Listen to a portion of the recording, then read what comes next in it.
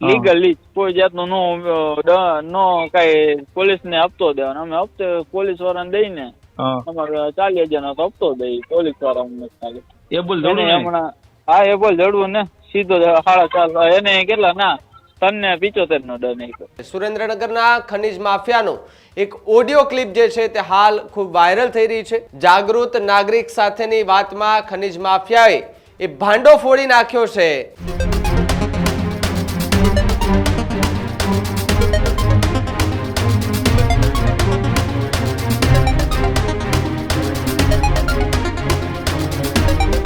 સમાચારોમાં આગળ વાત સુરેન્દ્રનગરની કરીએ તો સુરેન્દ્રનગર અને આસપાસના વિસ્તારોમાં જે ગેરકાયદેસર લીઝમાં જે ખોદકામ કરી અને ખનીજ જે ચોરી કરતા હોય છે તેની ઉપર તવાઈ બોલાવતા એચટી મકવાણાને લઈને એક ઓડિયો ક્લિપ વાયરલ થઈ રહ્યો છે. સુરેન્દ્રનગરના ખનીજ માફિયાનો એક ઓડિયો ક્લિપ જે છે તે હાલ ખૂબ વાયરલ થઈ રહી છે. સાથે જ કઈ પોલીસ કેટલા હપ્તા લે છે એનો પણ આ ઓડિયો ક્લિપની અંદર એ ઉલ્લેખ કરવામાં આવ્યો છે. જાગૃત નાગરિક સાથેની વાતમાં ખનીજ માફિયાએ એ ભાંડો ફોડી નાખ્યો છે. ચોટીલાના એસડીએમ એચટી મકવાણાની બદલીની પણ ચર્ચા કરતા હોવાના ઓડિયો ક્લિપમાં ઉલ્લેખ છે. સુરેન્દ્રનગર સહિતના વિસ્તારોમાં એસડીએમનો એ દબદબો હજુ પણ યથાવત જોવા મળી રહ્યો છે. ખનીજ માફિયાઓનું કહેવું છે કે દર મહિને ડમ્પર દીઠ અલગ અલગ રીતે પોલીસને પૈસા આપવા પડે છે. પોલીસ અને ખાણ ખનીજ વિભાગ અલગ અલગ રીતે હપ્તા લેતા હોવાનો આરોપ લગાડવામાં આવ્યો. હાલ આ ક્લિપ ખૂબ વાયરલ થઈ રહી છે અને આ ઓડિયો ક્લિપની પુષ્ટિ ન્યૂઝરૂમ ગુજરાત નથી કરતું, પરંતુ આ ઓડિયો ક્લિપને લઈ સુરેન્દ્રનગર અને ચોટીલા થાન આસપાસના એ વિસ્તારો છે કે જ્યાં આ એસડીએમએ જ્યાં રેડ કરી છે અને જે ખનીજ માફિયાઓમાં ફફડાટ ફેલાવ્યો છે તે ખનીજ માફિયાઓ અત્યારે આ ઓડિયો ક્લિપ ખૂબ વાયરલ કરી રહ્યા છે.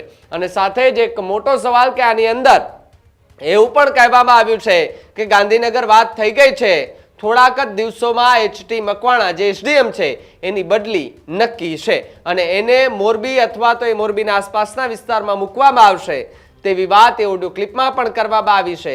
સાથે જ જે ખનીજ માફિયાઓ છે ન માત્ર સુરેન્દ્રનગર અને ચોટીલા, રાજકોટ સુધી જાય છે તો ત્યાં પણ પોલીસ એની પાસેથી હપ્તા લે છે. 300-500 રૂપિયા સુધી એમને દેવા પડે, ગ્રીન લાઇન ચોકડીથી લે અને માધાપર ચોક સુધી. એક ક્લિપમાં ઉલ્લેખ પણ કરવામાં આવ્યો છે. પેલા એ ઓડિયો ક્લિપ સાંભળો કે જે વાયરલ થઈ છે, જેની અંદર એક ખનીજ માફિયા જે જાગૃત નાગરિક સાથે વાત કરી રહ્યો છે તે દરમિયાન કયા પ્રકારના ભાંડા ફોડી નાખે છે. મહિનામાં કેટલું થઈ જાય તમે ગાડીઓ એવી રીતે હાંકો તો? 2-3 લાખ થઈ જાય? વધી જાય? ના, કોઈ હડે નહીં ને તો પ્રોફિટ મળે. તો તમને કોરો તો 1.5 લાખ 3 લાખ નો પ્રોફિટ મળે. કોઈ અડે આરામથી. હા, 3.5 તો તમારે ગણિત લેવાનો પ્રોફિટ. કોઈ તમને કઈ ઉપાધિ ન હોય ને એના માટે જો ટેલર આવી ગયા રેતીમાં લીગલી કોઈ જાતનો નો કઈ પોલીસ ને હપ્તો દેવાનો. અમે હપ્તે પોલીસ વાળાને દઈને અમારે 40,000 નો હપ્તો દઈ પોલીસ વાળા. ઓહો, 40,000 પોલીસ વાળા લઈ જાય? હા, 45,000 રૂપિયા થાય માલિયાસણ બાયપાસ સુધી ના. મોડી થી નીકળી અને માલિયાસણ બાયપાસ આવે ને પુલિયું 45,000 ને રાજકોટ નો નોખો. રાજકોટ વાળા લઈ જાય? રાજકોટ વાળા લે ને ચોકે વાળા 300-400 રૂપિયા ઈ કઈ નડે નહીં અમને. અચ્છા, 300-400 એટલે સિટી વાળા લેતા છે કે બહાર વાળા હોય?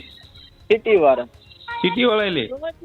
હા, સિટી વાળા લે જ ને. અમે સિટી માં આવી ને એટલે સિટી વાળા અમુક અને કુવાડવા વાળા લે, બેડી ચોકડી વાળા, માધવપર ચોકડી અને છેલ્લે આપડે ઘંટેશ્વર બાયપાસ ને કટારિયા ચોકડી વાળા લે અમારી પાસે. ઓહો, તો પછી એમાં શું વધવા દે? અરે એ જ વાત આ તો હું સળગતા પકડી અમને કોઈ નોકરીમાં રાખે નહીં. સ્વભાવમાં એવું હોય કે ઘડીકમાં ગરમ મગજ થઈ ગયો હોય.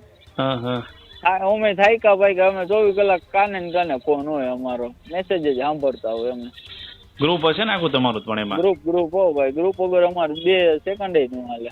હા, કે ગ્રુપમાં બધા એવું કે ભાઈ કોણ ક્યાં પહોંચ્યું હે, કઈ ગાડી આવે, હા કઈ ગાડી ક્યાં પહોંચ્યું, કેવું હે, કોઈ હે નહીં. તમને મકવાણા સાહેબ નું ટ્રાન્સફર નહીં થાય તો?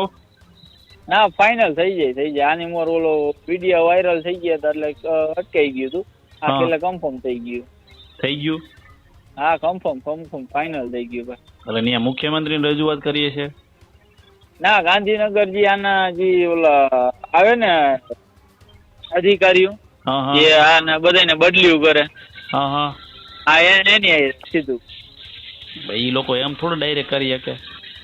એમ તો હજી 15 દી મહિનો દી જવા દે ને પછી બદલી કરી નાખે. અચ્છા, એટલે વાંકાનેર મોરબી મૂકવાને કન્ફર્મ થઈ ગયું?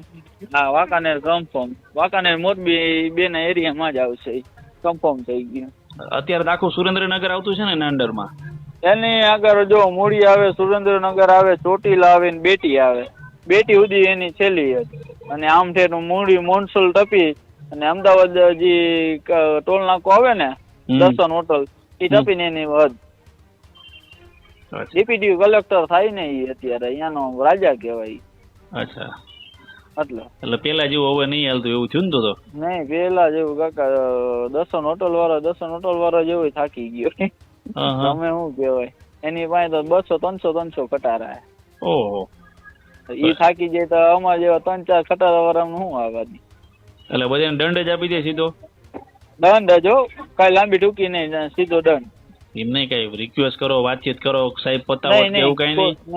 કોઈ વસ્તુ નહીં. રાજકોટ ને એબોલ જડવું હોય ને એની પાસે 200 કટારા હે નાના મોટા થાય ને એને દઈ દીધો લીગલી દંડ. એબોલ જડવું હમણાં હા એબોલ જડવું ને સીધો 4.5 એને કેટલા ના 375 નો દંડ આપ્યો. એને સીધું મેમો પાડ્યો. તો મકવાણા સાહેબ નું મોટું નામ એવું થયું ને તો? અરે ભાઈ નામ સાંભળીને ગાડી વાળા તું મને એવું થાય? હા કેમ કે એ માણા એવું એ ટાઈપ નો ચોખ્ખું તમને જટ મોઢે કહી દે જો હું તારો રૂપિયો લઉં નથી લેતો, તું જેને દેતો એને ઠીક, મને જ નથી દેતો તો બસ તો ભાઈ હું મારું કામકાજ લીગલી હોય તું લીગલી લે. ચોખ્ખી વાત કરે. એટલે અમે અહીંયા લીગલી અમે ડમ્પર માં હાલે નહીં અહીં તો અમારી અહીં વધે નહીં. એ વાત સાચી, લીગલી નો હાલે. એટલે તમે ઓવરલોડ ભર્યો છે એટલે દંડ આપ્યો છે ને? હા ઓવરલોડ કાંટે ચડાવ્યો હતો ત્યારે 62 ટન થયું હતું. 62 ટન છે.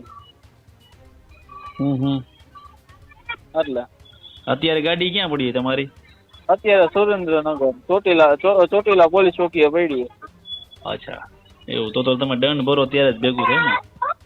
હજી દંડ જો અત્યારે તમે લોન નું બોન પડશે ને એટલે 3 દી તમે હજી આટા ફેર આશીર્વાદ કરશું. પછી અહીંયા ખનીજ ઓફિસે જઈ સાઈન સિક્કો કરશે અમને. પછી અહીંયાથી અમને બેંક ના ખાતા નંબર દઈ છે. ખાતા નંબર દે ને એ ખાતા નંબર ઉપર જઈ SBI બેંકમાં જઈ